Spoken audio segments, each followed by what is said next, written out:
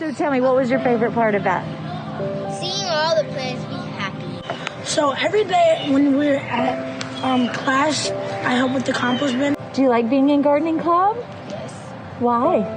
Because it's kind of easy to understand in this nature. I would like to see more trees planted because I like watching them blossom in the spring. Well, this is the cistern where we store rainwater from when it rains. What did you do?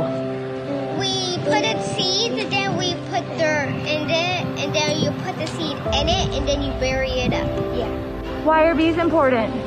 It's because they suck nectar or pollen to give us honey. Flies and moths are important because they suck nectar and pollen just like bees. Bees are actually disappearing because of pollution and mites. So tell me, do you guys like gardening? Yes!